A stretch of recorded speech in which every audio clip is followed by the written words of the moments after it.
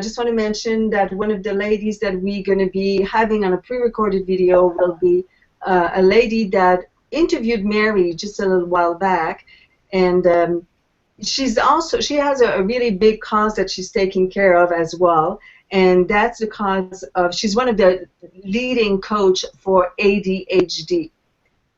Mary, can you share with us a little bit, and we'll talk about it later, but just a little brief reason why ADHD coaching is so important to your heart?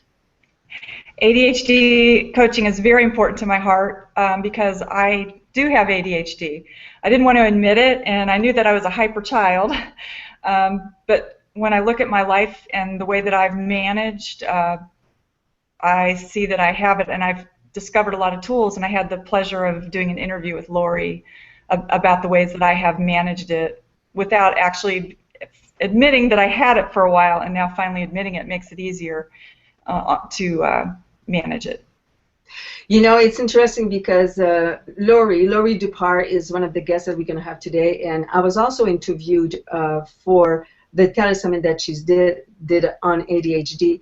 And what I share with her, Mary, is, you know, because, you know, I have a book, which I'm also going to offer today as a gift, and I'm going to talk about that in a second. But me, I feel that people are looking at people that have ADHD as being the ones that are disbalanced, when really what I think is that the people that have ADHD, it's an extra gift that they were given because they think so fast. They can't handle so much, right? And yes. Yeah, I have to be focused on one thing, and you know, if Audrey talks to me while I'm doing something else, I say, don't talk to me. I have to focus on this. But yes. but somebody with ADHD, you know, they can handle many things at the same time. They're multitaskers and all that. So I think it's an extra gift, and maybe the society can start looking at it that way instead of looking at it as being a weakness. That's a very good point. Very good point.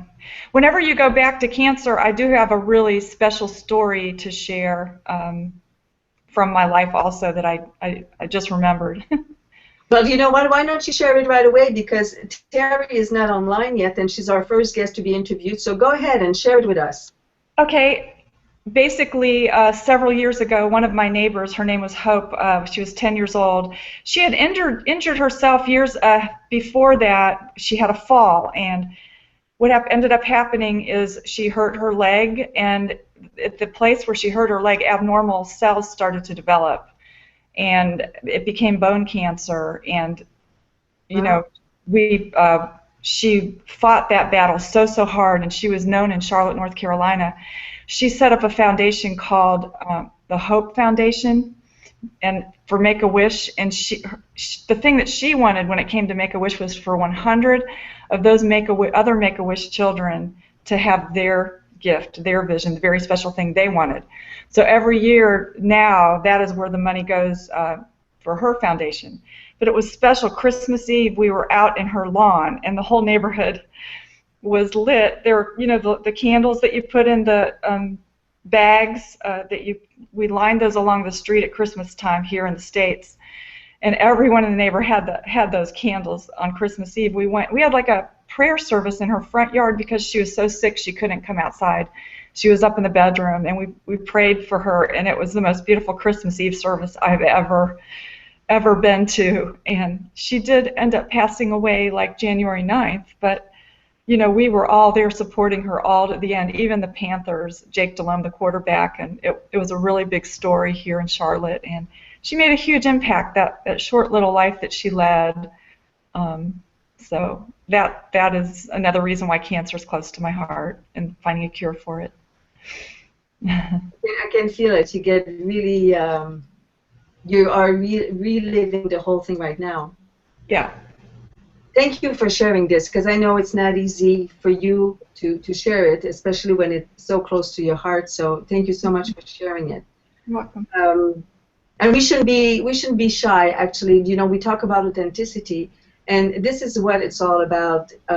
Authenticity is, and I'm going to talk about it right now because, of course, I'm offering my book, and I'm going to talk to you about it. So every hour on the hour, we're going to be doing a draw, and one of you is going to be the lucky one. And I'm going to be offering my book. My book is called Soar with Vulnerability. And I think one of the reasons that Mary and I, we got so connected so closely, besides the ballyhoos, in which I'm going to talk about as well, is the fact that in my book I also talk about authenticity. And I believe that we need to live our life in authentic vulnerability and in vulnerable authenticity. And without that, as I said before, you steal the precious gift that was given to you and you pretend to be somebody else, and the other people around you then, they miss to know the real person that you are. And not only that, is that if you allow yourself to be authentic and vulnerable, the people around you will also allow themselves to be truly authentic with you and also be in their vulnerability, which vulnerability is a strength, by the way. So that's what I wanted to mention. So you might be the winner of my book.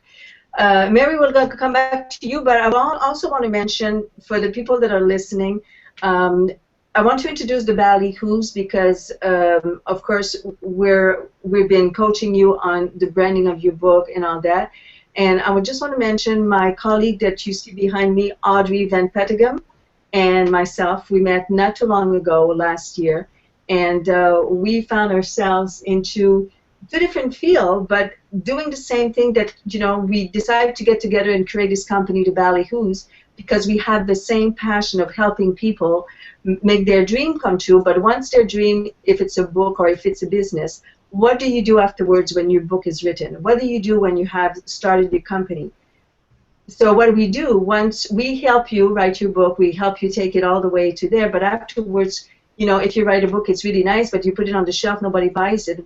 You need to do something with it. So that's what we do. We help people market and promote their business, their book, or whatever it is that they need help with. And that's why you joined us, and which I have to say, it's a pleasure working with you. And so we just want to pass the word around. This is who we are, the Ballyhoos, and we're very